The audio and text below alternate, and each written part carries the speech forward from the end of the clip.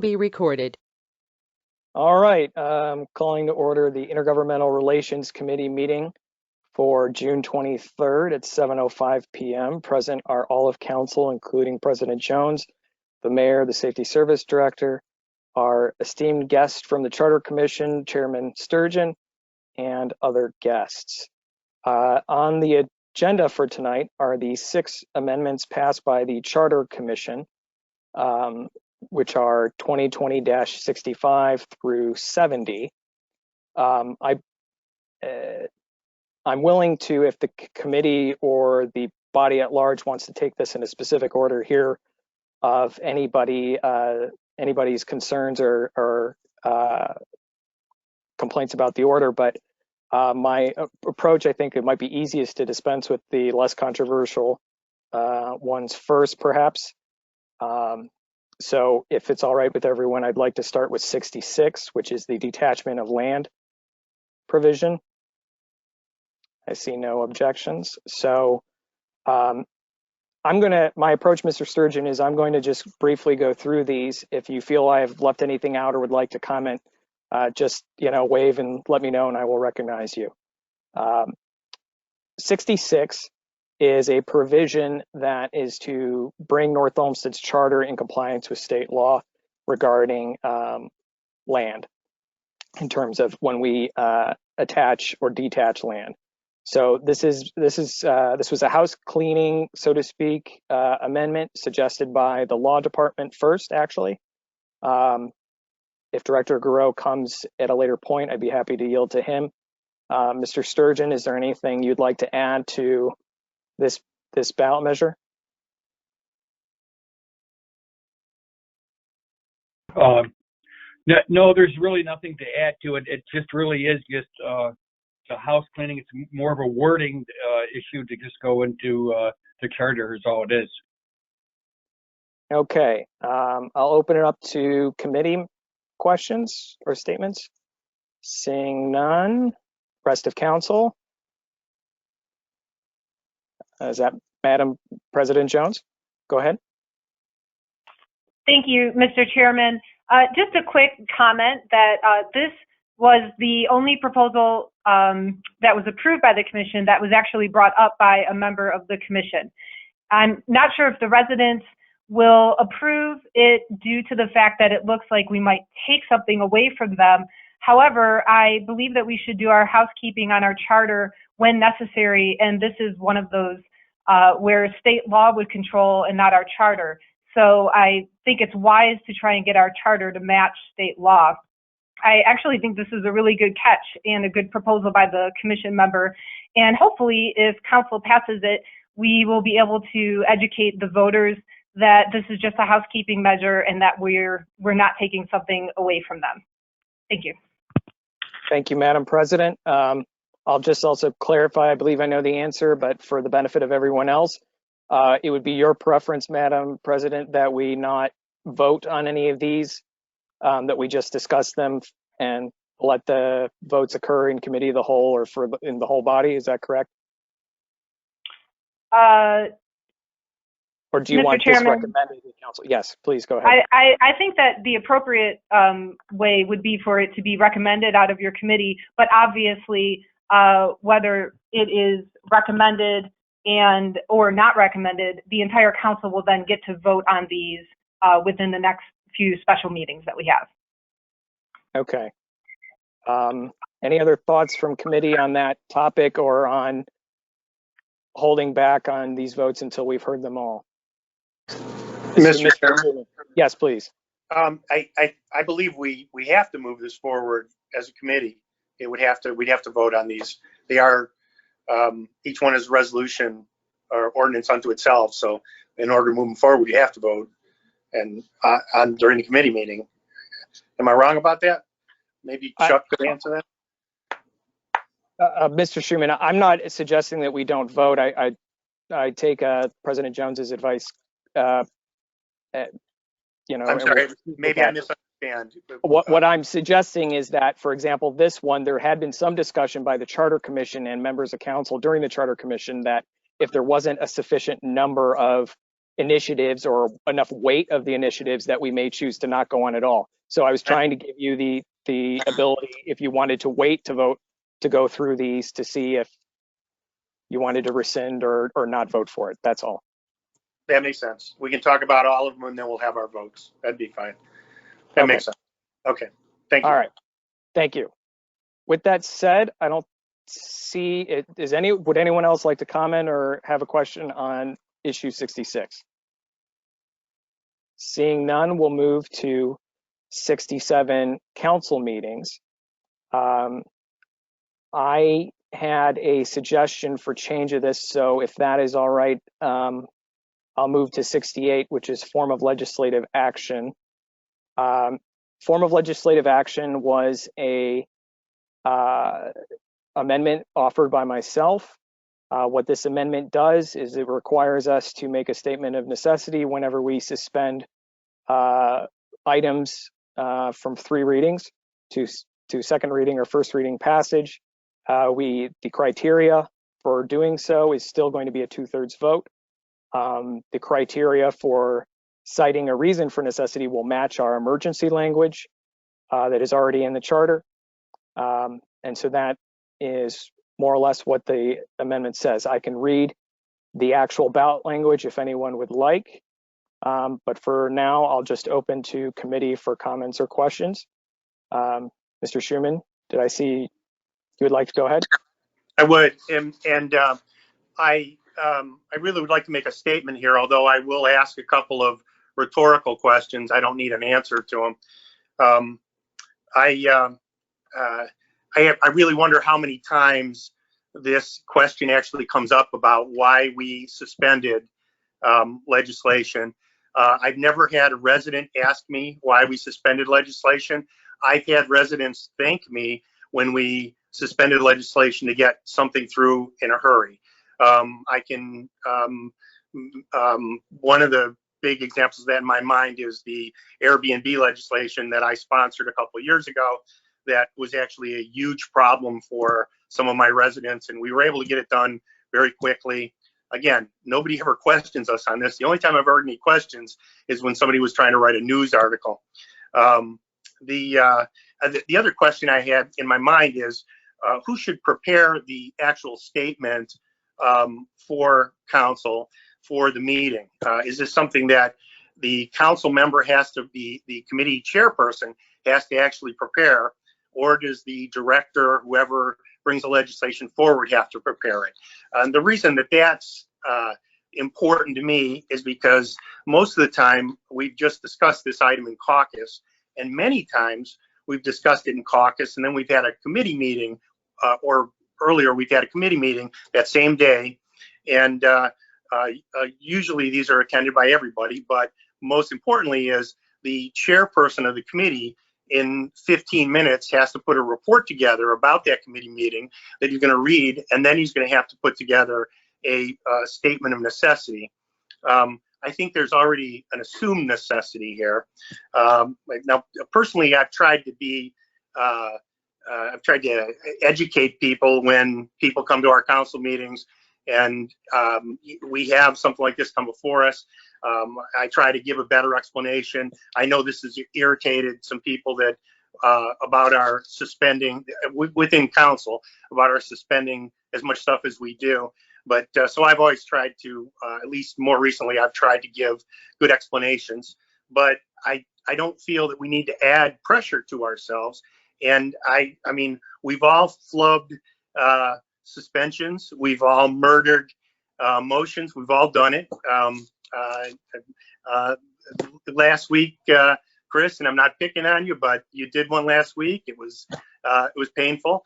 We've all done it. I've done it more times than I care to count. And I just don't think we need to add pressure to ourselves.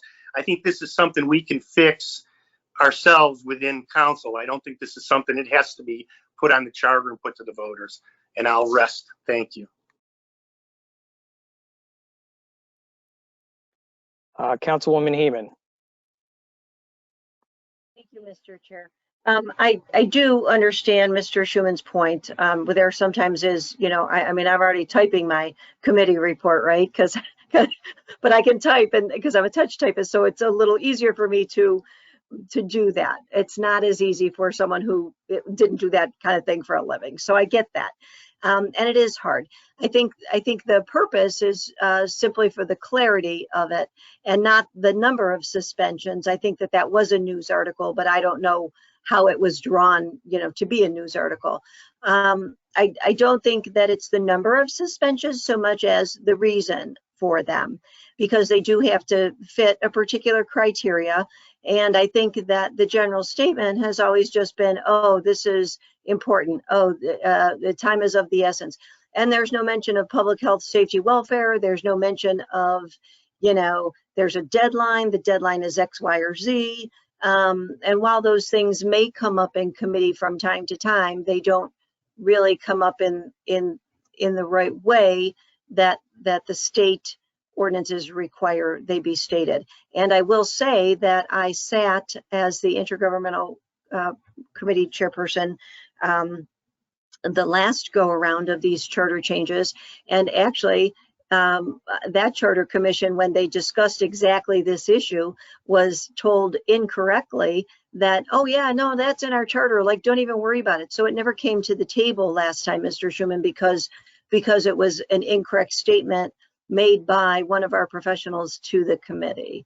So I didn't say anything at the time, but this is now its second time around, and I understand what you're saying, but I still think that it is a formality, and that is our job, is to run formality and legislative issues, and can be pressuring, but I think we have to do our best. Thank you, Mr. Chair. Thank you, Ms. Heeman. I'll start recognizing members outside of committee. Mr. Broussard. Thank you, Mr. Chair. I have to agree wholeheartedly with Councilman Schuman on all the points he mentioned. I also like to disagree a little bit. I don't believe that the reasons, when they are stated during our meetings, that they are understated. I think that's an understatement in itself. But that said, I also don't believe that the current process is broken. We have mechanisms in place already. This can be addressed in a couple of different ways, including changing the rules of council. But as it's been stated to me by the law director. So at any rate, I don't support this particular piece. I mean, I like the theory behind it. I just don't think that the process is broken, and there's other mechanisms in place that that we don't have to involve the voters with this particular piece. Thank you.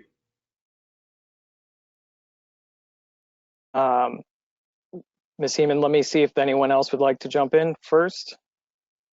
Seeing no, go ahead, Councilwoman Heeman.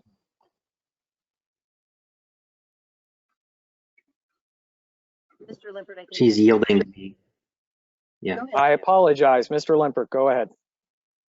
Oh, no, thanks, Mr. Glassford. It was a late raise. I think Mr. Broussard and Mr. Schuman make a good point around the rules of council, that we could implement a little bit more stricter guidelines on that, as well as some clarity around the director requesting suspensions expectations as part of that. I don't see any harm in it being in the charter, but I also don't see why it needs to be in the charter. So thanks. Thank you, Mr. Limpert. I will just briefly remind everyone that at least the precedent so far with this commission has been that council has advanced in the previous cycles all of the measures that were recommended by the commission. And the commission did meet a number of times to discuss these things. So did I see Ms. Heeman, you wanted to go ahead? Yes, Go thank ahead. you, Mr. Chair. I think that this was actually, correct me if I'm wrong, but there were some items that were discussed that weren't, let's say, as critical or as, viewed as necessary as some others. So I think this one might have been in the category that if we were going to, go through with something on the ballot, one item or two items, that why not add you know, an item like this. I don't think that this item was one that was brought to the forefront as if it's the only thing on the ballot, we should do it. I think it was sort of like if some of the others, you know, were going to be pursued, then this should also be pursued for the convenience of the time of doing the others. Thank you. Thank you, Ms. Heeman. Is there anyone else who would like to discuss this one before we proceed to the next issue? Mr. Schuman. I'm sure, just for a point of reference, and maybe Mr. Sturgeon can remind us, could you remind us what the vote was on this? I believe this was a contentious piece. If you don't mind, Mr. Chair. Yes, Councilman Schuman, I don't have that directly in front of me. What I can tell you about this is that this wasn't meant to fix anything broken. The commission didn't feel anything was broken with the way we're doing. All it was trying to do was to try to have a reason for why there had for suspensions. That's all it was for.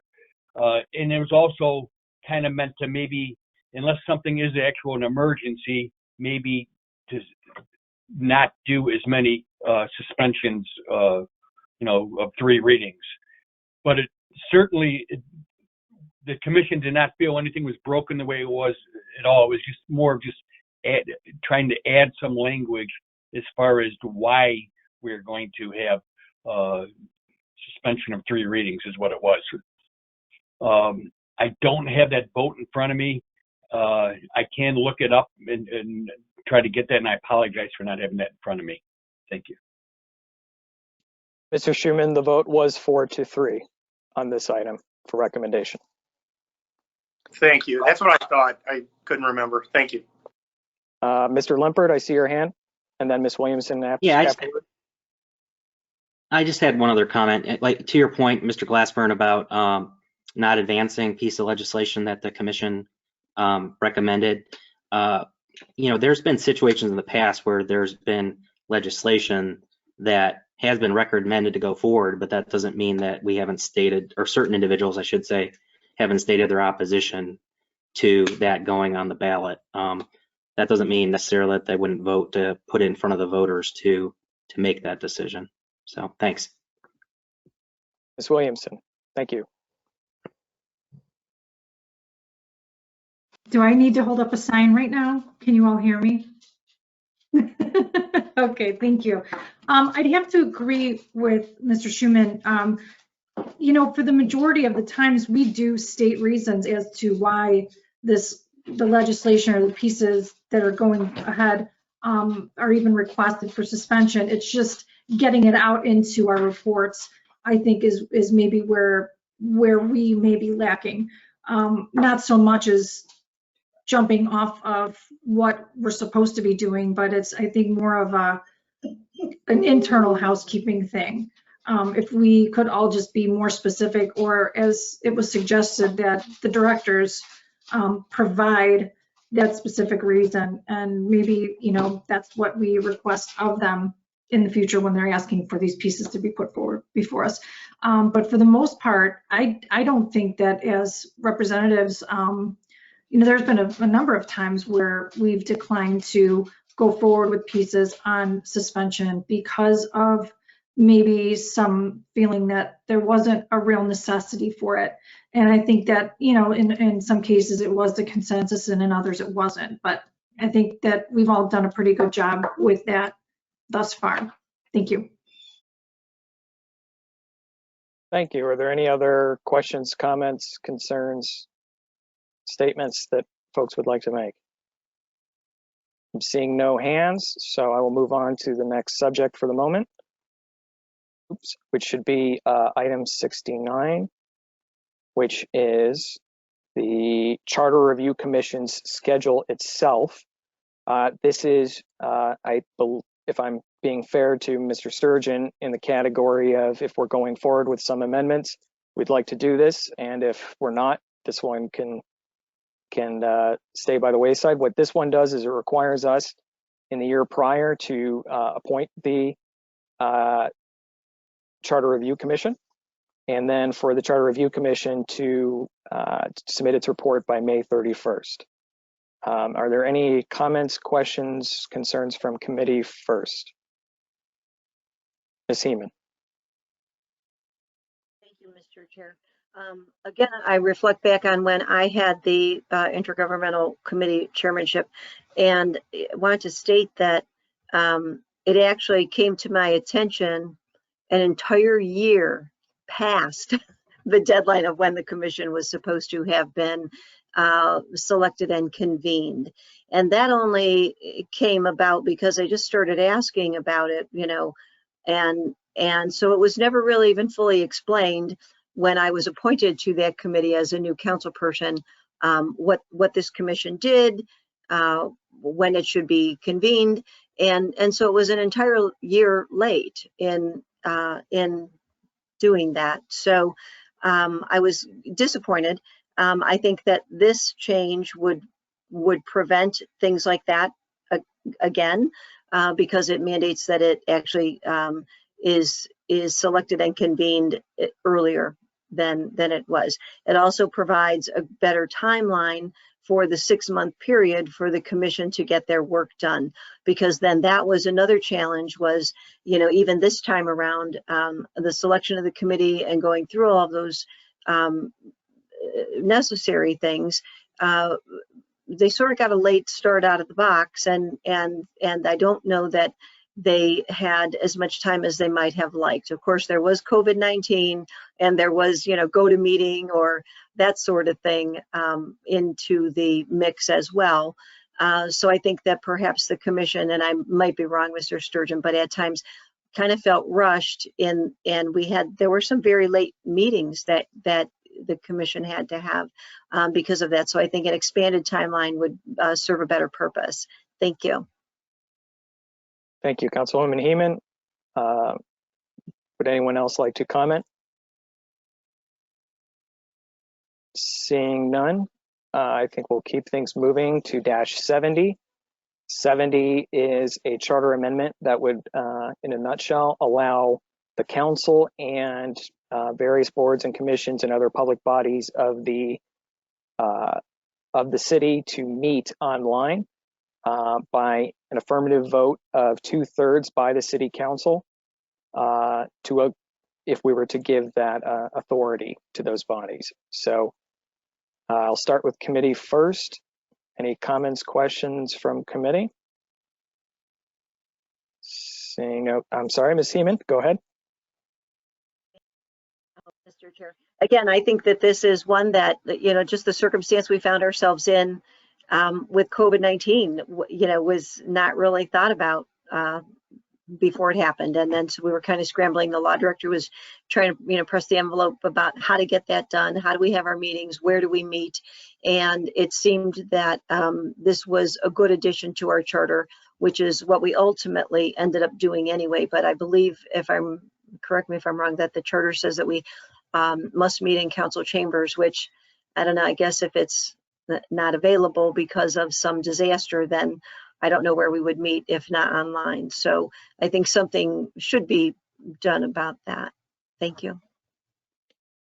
Yes, Councilwoman Heeman, and perhaps I should repeat for the benefit of all that the concept of allowing us to have electronic meetings and alter the council and other boards and commissions, alter their schedules, is in 2 separate charter amendments. 70 covers electronic meetings.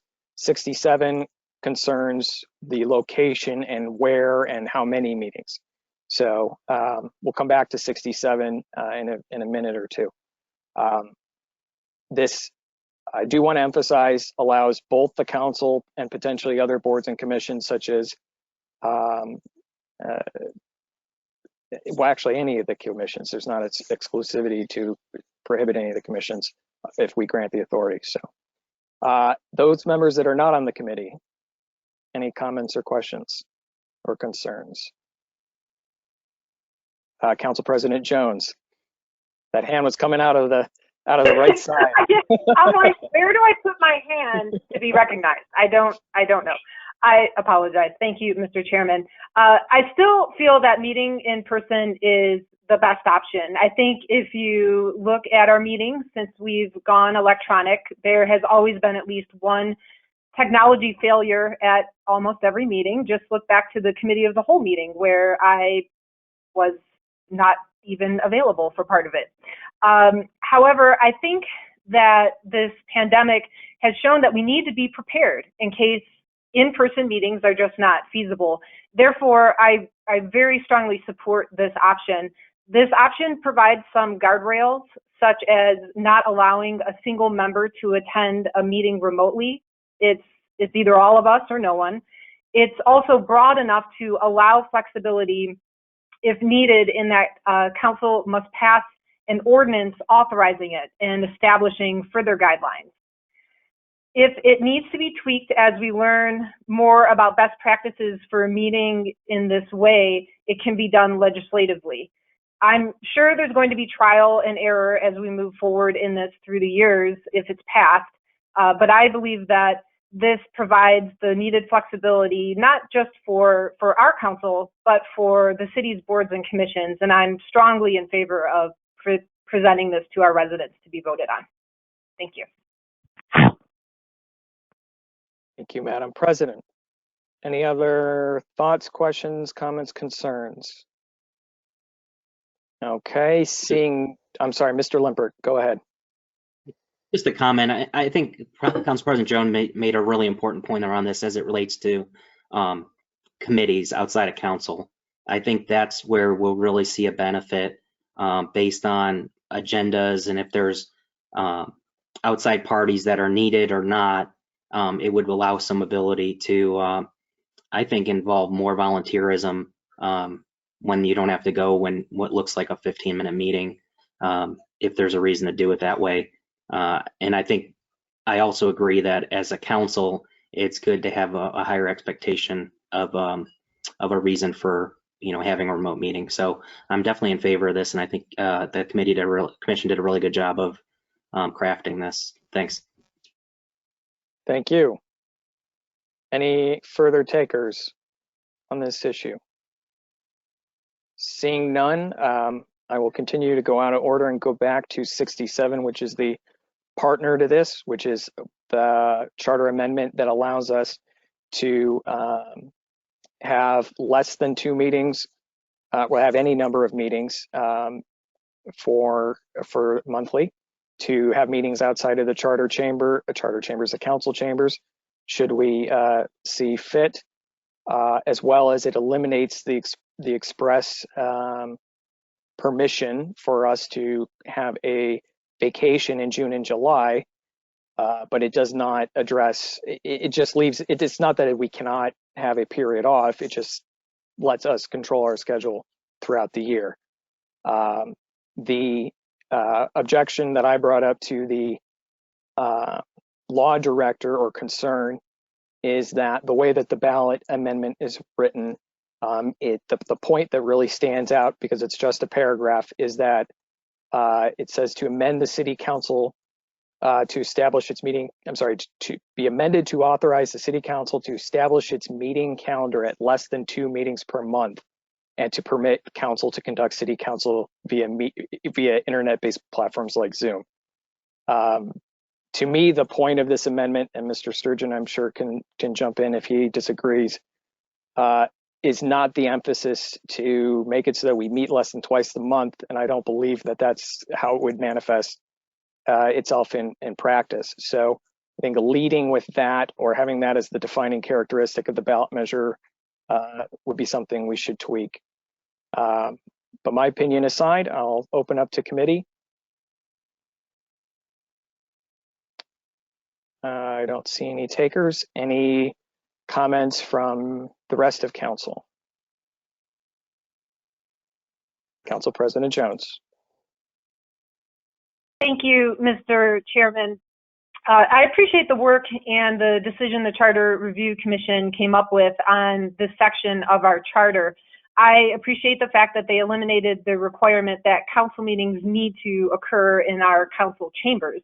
I think providing flexibility on the meeting location is important, And if the state had not allowed these electronic meetings, I'm afraid there would be a conflict of law regarding where and how council can meet. My concern in the elimination of my concern about this particular piece of legislation is the elimination of a required number of meetings. So my original proposal, when I had talked to the Charter Review Commission, was to allow the cancelization of certain meetings in rare instances. While the risk of a future council abusing the elimination of meetings as proposed in this amendment is probably low, it's a concern. My worry is, since this amendment mentions electronic meetings, voters might tie the proposed amendment to the one allowing electronic meetings, not only for council, but for all of our boards and commissions. I know that our Director of Law stated that these are two separate questions, and so even if this amendment fails, the other one passing would still allow council to meet electronically. I'm concerned, though, that this could get easily tied to the other amendment for the voters. I strongly support the electronic meetings amendment and just don't want to risk its failure. If there's a concern that this could be seen by voters as council trying to get out of a meeting at least twice a month, and that voters could end up tying this amendment together with the electronic meeting amendment and vote both down, I would ask council to carefully consider whether to put this on the ballot, even though I support the removal of the council chambers requirement language. Thank you, Mr. Chair. Thank you, Council President. Both Council President Jones and I made proposals on this and 70, as well as I made on a variety of the other measures. Mr. Sturgeon, do you want to jump in at all to explain what you feel the Commission's intent was with this measure? I'll just briefly, before you do, add that I believe the way it is worded now is how the law director felt was the simplest way to deal with things, but I think the concern that you expressed, Ms. Jones, was also shared by the Commission. Go ahead, Mr. Sturgeon. What I can say is what the Charter Commission wanted to do is to have council have to be able to tweak both of this amendment and the other last one we just talked about. Okay. Obviously, I think everybody feels we needed to meet electronically, and we can only do that right now because of the governor's allowing us to do this. And by passing that, the last one, like you said, we wouldn't even need the governor's okay to be able to do that. Should it be for anything regarding, wouldn't it have to be a pandemic? As far as the having more than 2 meetings a month, it is not the intent to if you remember right, we didn't have anything to talk about the first council meeting, I think it was, when this happened. What was it, like a 30-second meeting? And the whole idea was so that you wouldn't have to have a meeting should there be a pandemic or something of nature of that. A meeting wouldn't have, and it would only have to be for an emergency only. So I don't know if you could maybe, if you wanted to add that to the language, but I can tell you it definitely was the Charter Reviews Commission to be able to give you guys what we thought and then have you guys tweak it. You guys are the pros at this. This is what we wanted you guys to be able to come up with, how you would tweak it and what you would want to do. Okay. Thank you, Mr. Sturgeon. Mr. I will go ahead, Mr. Schuman. Could you could you read that again, the way it's written? Yes. I appreciate it. Sure. The way it is written now is, shall Article 4, Section 7 of the Charter of the City of North Olmsted entitled Meetings be amended to authorize the City Council to establish its meeting calendar at less than 2 meetings per month, and to permit the council to conduct city council meetings via internet-based platforms like zoom.com. To me, that would lead a reasonable person reading that to believe we are going to move to having only 1 or 0 meetings per month. That the plain language reading of that is not what the Charter Commission intended or what we would intend. Now, whether we leave the 2 meetings alone or we find a different way to address this, I'm not trying to take a stance on that at the moment, but the plain language of the ballot amendment, I think, has to be tweaked. Mr. Schuman, I apologize if I... No problem. I appreciate that. No, I agree. That does sound pretty harsh, and yeah, that'll get shot down for sure. I mean, any reasonable person reading that is going to assume we just, don't want to do our job or have our meetings. So yeah, I'd like to get that. I'd like to change that if we could. Thank you. Thank you, Mr. Schuman. I hesitate to speak for the law director, especially when he is not here. I asked a few different times in different ways, at least to my view, as to when this comes to council, can we tweak it? And the answer is yes, we can tweak it. It does not have to go back to the commission unless we, and this is a judgment call, substantially change the amendment. So I'm not sure if us completely eliminating letting us do 2 meetings or change the number of meetings would be considered substantial or not, but that was my understanding. So, Mr. Chairman, if we could add a couple of words, perhaps something like to say that under the unusual circumstance and in an emergency situation, things like that, it might it changes the meaning, and I think that's more what the review commission was looking for. Perhaps you've got something in your mind. I don't know. Yes, thank you, Mr. Schuman. So I believe the way it is written, the intent of the law director was trying to get at was to not put qualifications as Council President Jones had suggested, or even as I had suggested in terms of a state emergency, so that it was entirely within the discretion of council. So the way I rewrote it, that I sent to the law director, I'll read, and I know this is hard to listen to, but bear with me.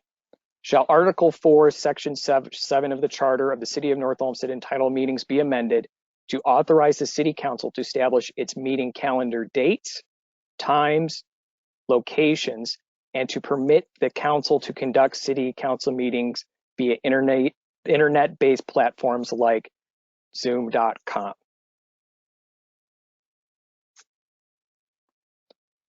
It doesn't address the meetings. I'm not sure where you have to draw the line in terms of how descriptive you are of the ballot language. The original ballot language, for example, doesn't mention that we can choose to not have meetings in the council chambers anymore. And so that would seem like to be a big deal or a big part of it. And that was originally omitted. I believe the intent is to let us have the decision authority to set our meetings in both time and location as we see fit. And whether, again, we have to pull out the 2 meetings part or not, I think if our language is of that ilk, it both reflects the commission and will be something that voters might be interested in passing. Mr. Chairman, I'm sorry. Mr. Schuman, go ahead. So Mayor Kennedy, you'll be next. Perhaps Council President would be able to address if we could amend this evening, or we could wait until the next meeting to amend it, so that we could have some input from the law director.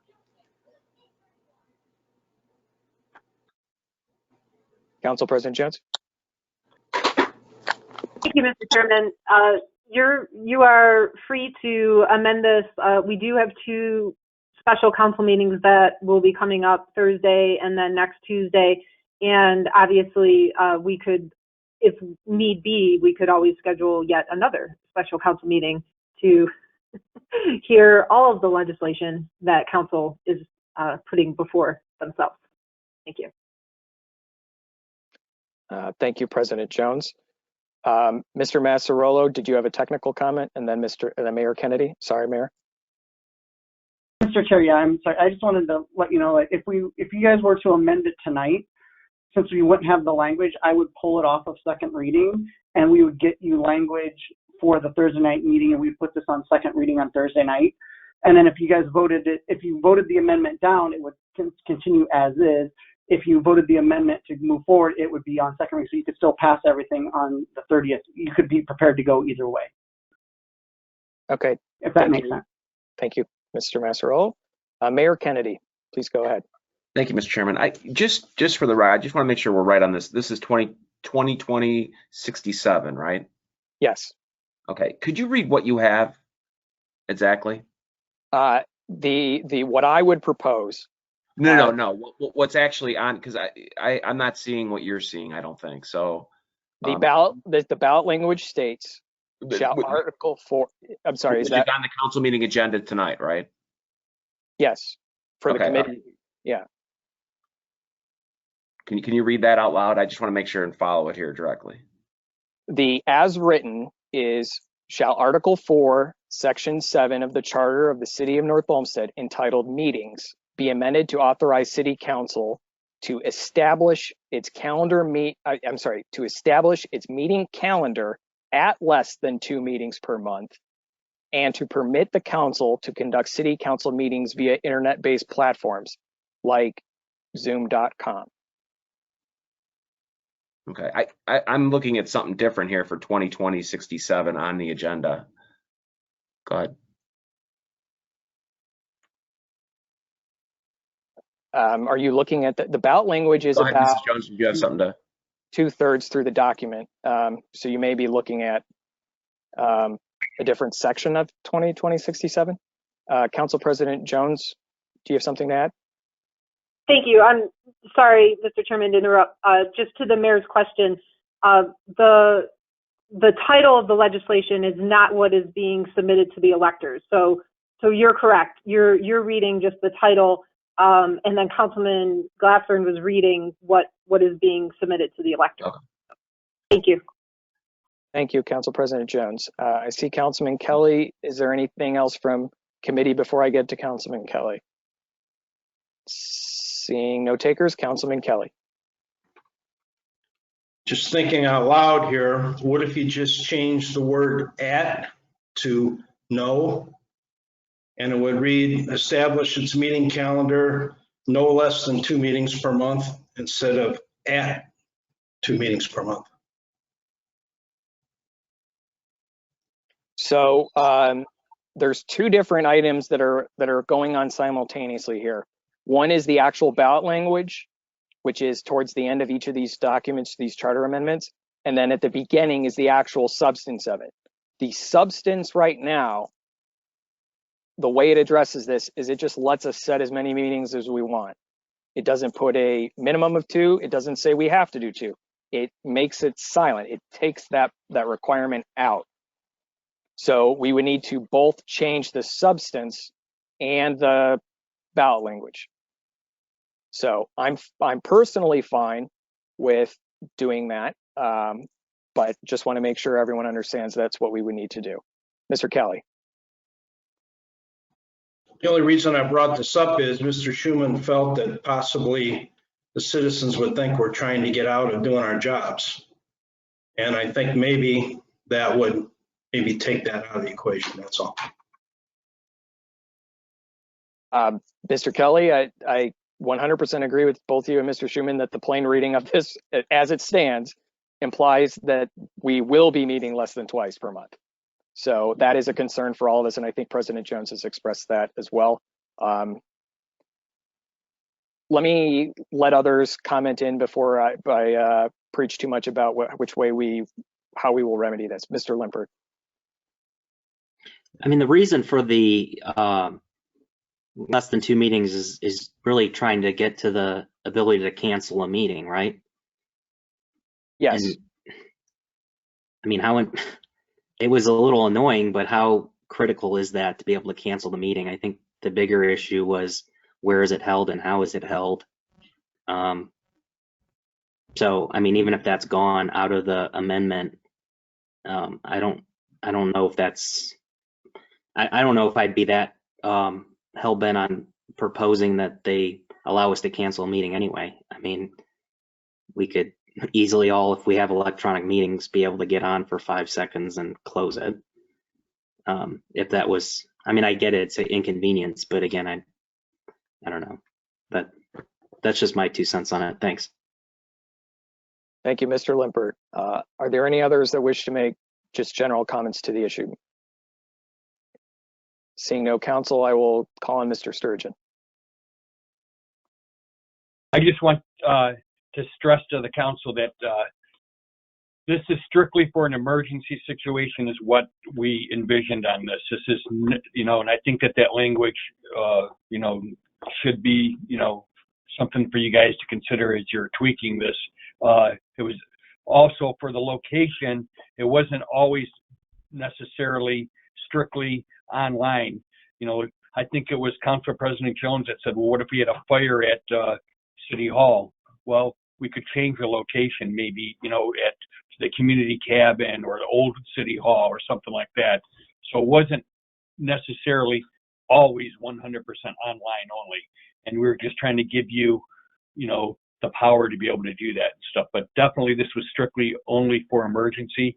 And I also think that this also shows the importance of the timing for the charter review to meet sooner and stuff, because I think that it's kind of pushing you guys where you're going to have like 3 or 4 emergency meetings in order to get this too. So it's just something to consider also.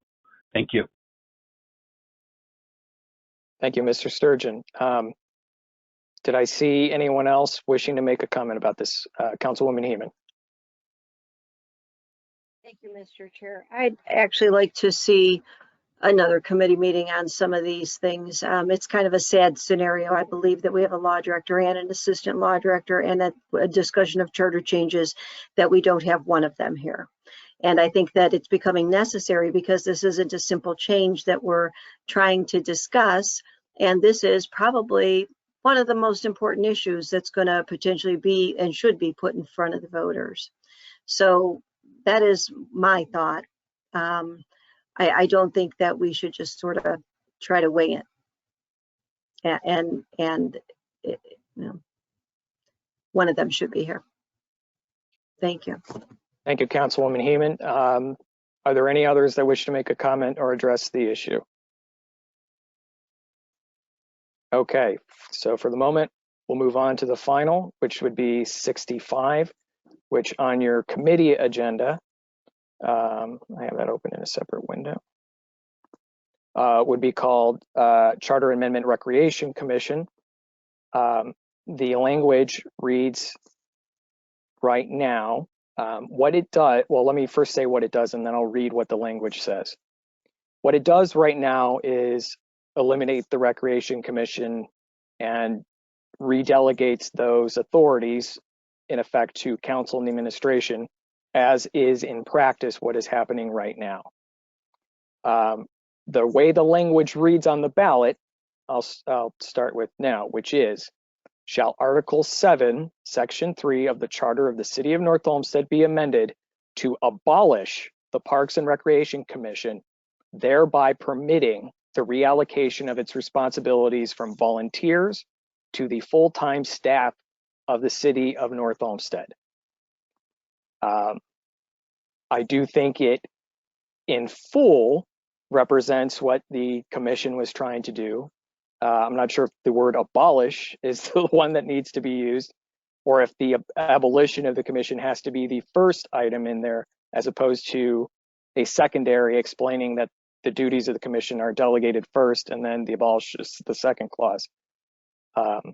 So right now I'll open to comments and questions from committee. Mr. Schuman. I think this is really similar to what was on the ballot the last time, and it went down huge. I think it was 2-1 against or something. It was pretty bad, and it because people assume that this is a grab for power by the administration, by council, that something's being taken away from them, and that's the way it sounds. And that is the problem. That was the the problem last time is the problem this time. If to Councilwoman Heeman's point, it might not be a bad idea to have another meeting and to have the law director there. I'm loath to do that, but I mean, I understand that we might have to do that. We've got a couple of things we'd like to be a little more clear on the ballot. Maybe if we're going to put this stuff on the ballot, we want to give it a chance to pass. We don't want to put stuff on the ballot that's going to get shot down. We already know it's going to get shot down. And this is, I mean, it's a big issue. Like I say, it's pretty much what it said last time, and it got shot down. Thank you. Thank you, Mr. Schuman. Any other takers from committee? Mr. Broussard.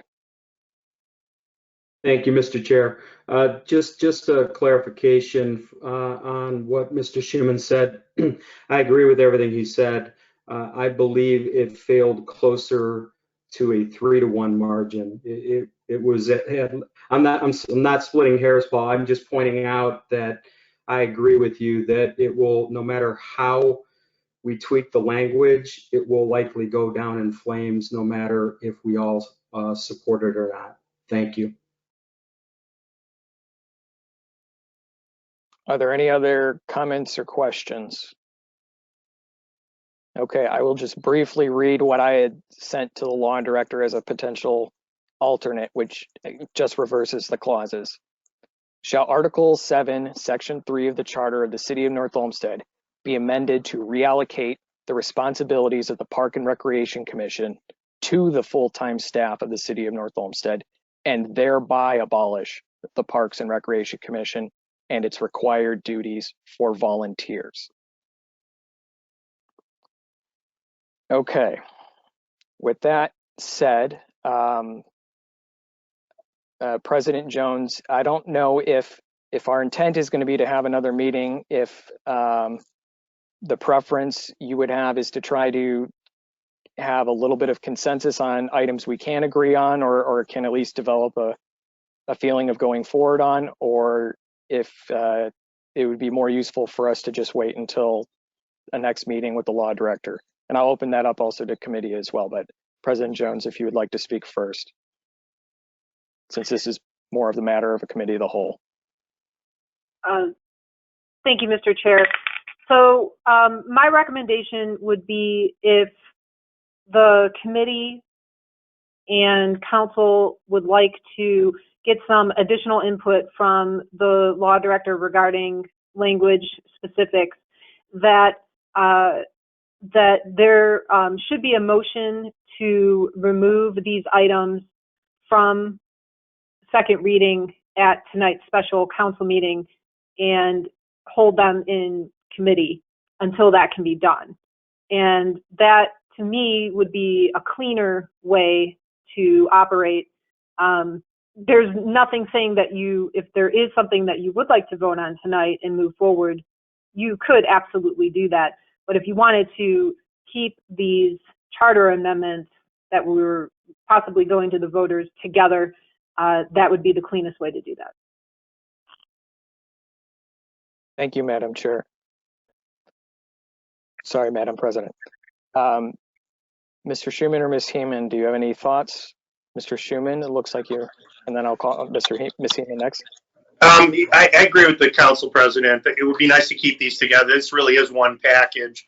I think we also, I brought up a question at our last meeting about what this is going to cost us too. And actually we got something from Chuck. I got something from Chuck.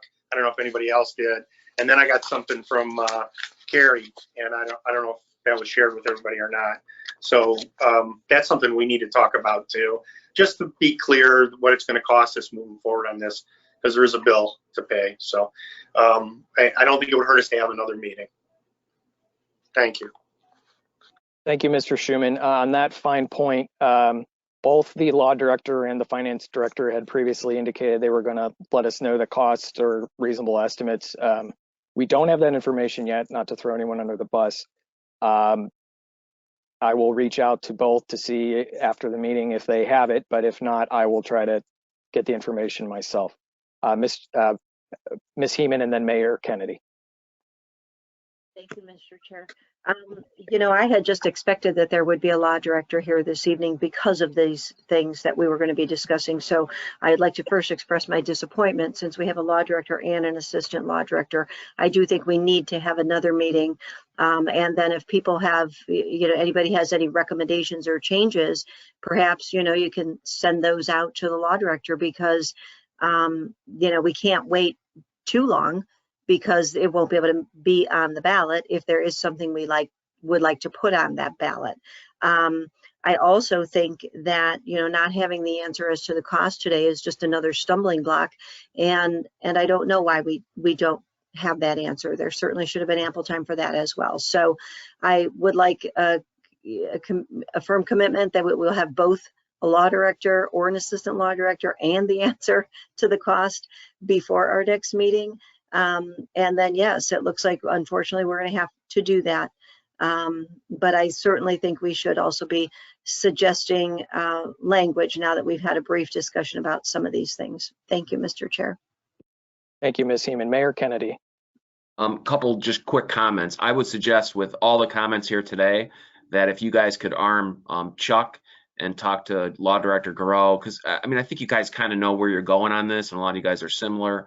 So before the next meeting, if you can have maybe Chuck and Law Director Garreau get together and kind of see what changes they can make, you know, if you have to listen to this meeting again, that would be probably helpful before the next meeting, you know, because maybe you can hash a lot of this stuff out before the next meeting. And, you know, it's up to you guys who you decide, Chuck or Council President Jones or Councilman Glassburn, whoever. The other thing is too, I haven't seen anything on the cost of the election, although I do know that oftentimes that's determined by what else is on the ballot. So it's hard to determine early how much that cost. That's by way of history, you know, so I don't know that we could get that number yet. But I just remember that from previous ballots. Thank you, Mayor Kennedy. I'll address your suggestions in a moment. Mr. Limpert, your hand was up. Yeah, just a note. So we did get a communication from the finance director a little bit before this meeting, and she said it varied between 2018 and 2019 between $8,800 and $30,100. So it's a pretty huge discrepancy. Well, I guess you guys can make your own decisions on how vast it is, but it varies by election, to the mayor's point, based on what else is on the ballot. So we did get a cost communication before the meeting. Thanks. So a couple of things.